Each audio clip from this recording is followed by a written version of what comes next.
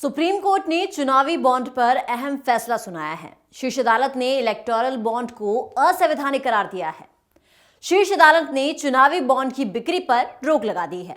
Supreme court में CJI के नेतृत्व वाली सुप्रीम कोर्ट की 5 जजों की संविधान पीठ ने इस संबंध में गुरुवार को फैसला सुनाया। शीर्ष अदालत ने कहा, स्टेट बैंक ऑफ इंडिया को 2019 से अब तक चुनावी बॉन्ड से जुड़ी पूरी जानकारी देनी होगी। तो चलिए आपको बताते हैं कि कोर्ट के इस फैसले की मुख्य बातें क्या कुछ रही।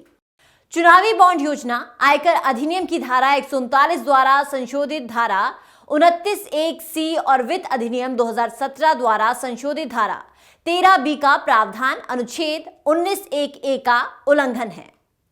भारतीय स्टेट बैंक चुनावी बॉन्ड प्राप्त करने वाले राजनीतिक दलों और उनसे प्राप्त जानकारी की डिटेल जारी करे, साथ ही इसे मार्च तक भारतीय चुनाव आयोग को सौंपे। चुनाव आयोग को 13 मार्च तक इस जानकारी को अपनी आधिकारिक वेबसाइट पर प्रकाशित करना होगा।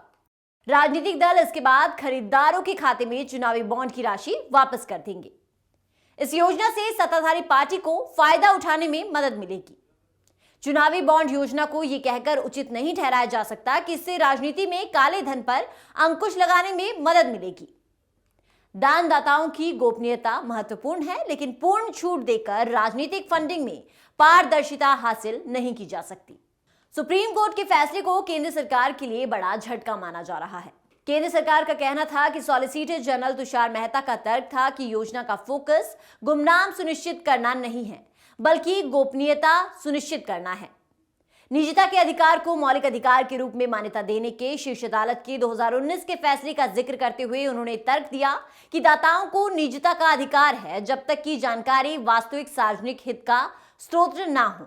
इस मामले में लोग अदालत का रुख कर सकते हैं। सॉलिसिटर जनरल ने अदालत को उन तरीकों का विस्तृत विवरण भी दिया था कि संसद, सरकार और चुनाव आयोग ने पिछले कुछ वर्षों में राजनीति में काले धन के प्रसार को रोकने का प्रयास किया था। उन्होंने दावा किया कि चुनावी बॉन्ड योजना विभिन्न प्रकार की योजनाओं, संशोधनों और नीतियों के साथ प्रयोग करने के बाद पेश की गई थी।